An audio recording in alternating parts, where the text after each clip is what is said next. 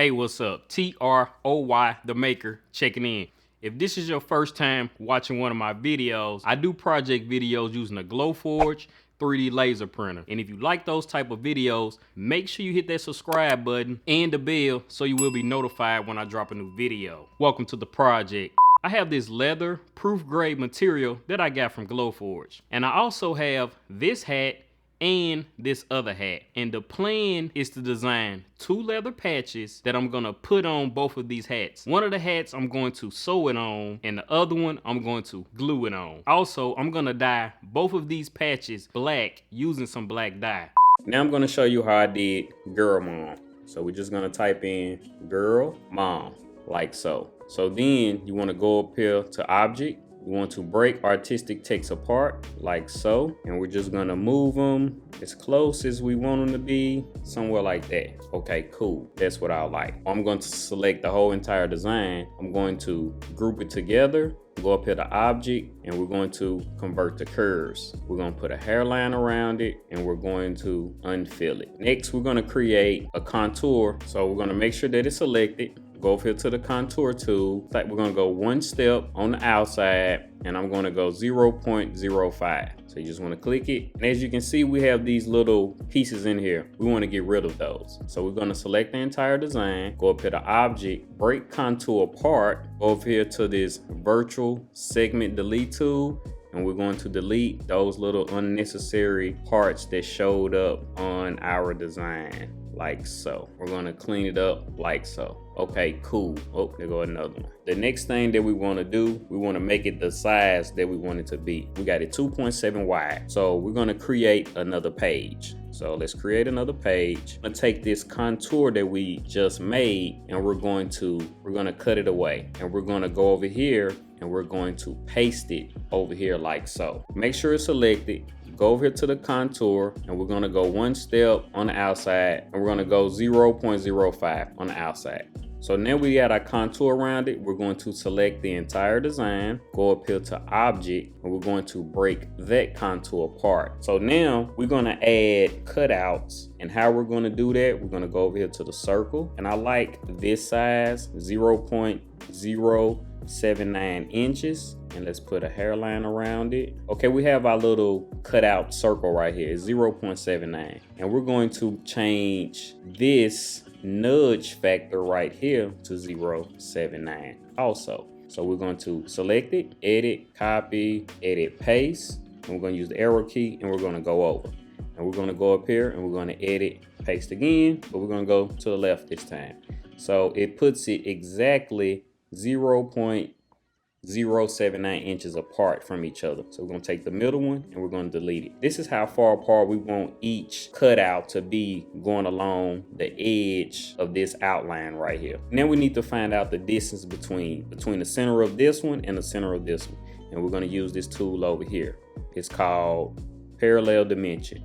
So we're going to select the center, drag it over, get to the center of this. It's 0.16. So we want to keep that number in mind because we're going to need it in a minute. Then we need to know how long this inside line right here is. So we're going to select it. We're going to use this properties tool. If you don't have it over here, just go up here to object, and it's right here, properties. So you want to select the properties, and you want to go over here to this curve right here. You want to click it. It's basically going to give you the length of the curve that we just selected. So it's 11.6. So we're just going to round it up, and we're going to say 12. Okay, so the next thing we're going to do, we're going to bring up the calculator. And as you remember, the distance between this cutout and this one was 0.16, and the length of the entire curve is 11.68. So we're just going to say 12. So we're going to say 12 divided by 0.16, 75. So we're going to need 75 of these little cutouts to go along the whole entire edge of this. And I'm going to show you how I did it. So the next thing we're going to do, we're going to go up here to effects, and we're going to use this blend tool. We're going to select the 2 cutouts that we have right here. And remember, we needed 75. So we already have 2. So we're going to need 73, and you want to hit apply, and it's basically going to blend them all together right here to new path. And then we're going to put it on the inside of this outline that we had created like so. It's putting them right there. go up to blend along full path. So we're gonna click that and go to apply, and it's basically gonna put them all around how you would want them to be. What I like to do is just select it, go up here to object, and I'm gonna break everything apart, break it all apart, and then ungroup everything. You can take this inside contour that we had created, and we're just gonna delete it. And then it gives you an idea on what all of the cutouts would be. So let's change our nudge factor back to 0.1, like so, so it don't move so far. So we can just move them around like so. Some of them be like you probably just don't need, so we can just delete them.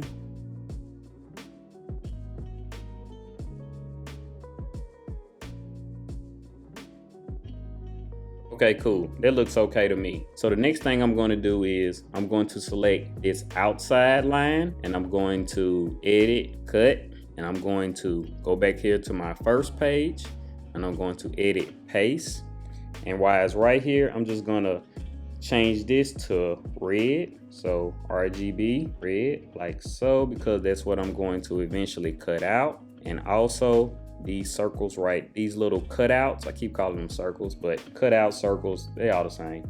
So we're gonna do the same thing, change it to RGB, red, and we're going to copy all of those also, and we're going to paste them over here like so. We at 2.8 inches, but we can make it a little bit bigger just by moving this cutout line. So just to make it a little wider like so, we're just gonna spread it out a little bit. And also it gives the sewing a little bit more room, so we can stretch it a little bit out like so. And then you just want to double check it. You can move some of your cutouts around like so. Make sure ain't none of them touching, so you can move them around. Yeah.